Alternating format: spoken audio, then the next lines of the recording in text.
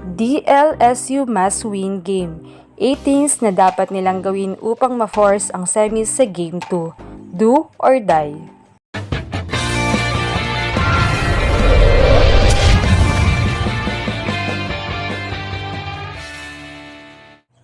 A must-win game nga para sa DLSU ang laban nila kontra Golden Tigerses.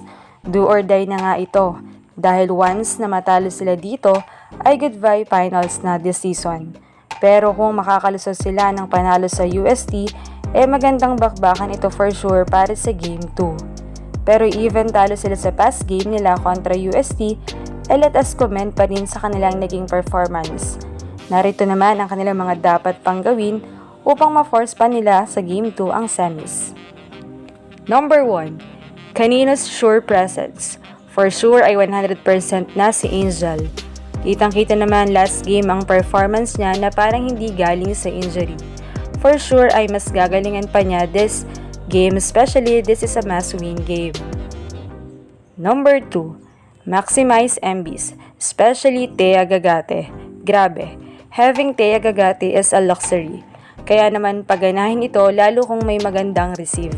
Huwag sayangin, for sure patay agad ang bola. Number 3. Magkaroon ng steady floor defense at stable receive. Ito ang nawala sa kanila last game.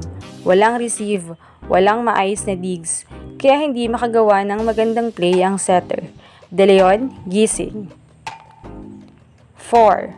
Speaking of setter, Juju is a good player. Need lang talaga ng mas matalinong decision making.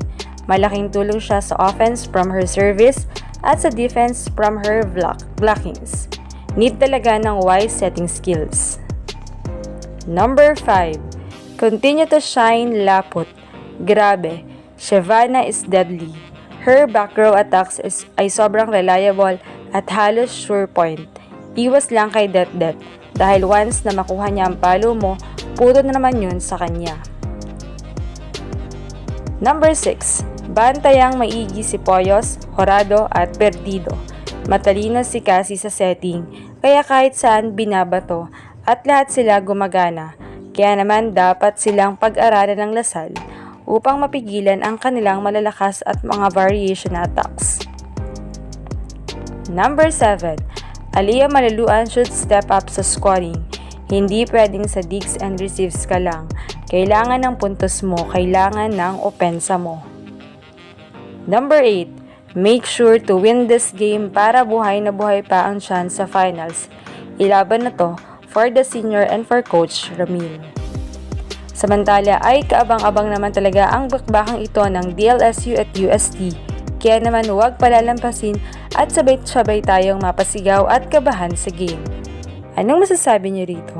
Leave a comment below. Thank you for watching and don't forget to subscribe.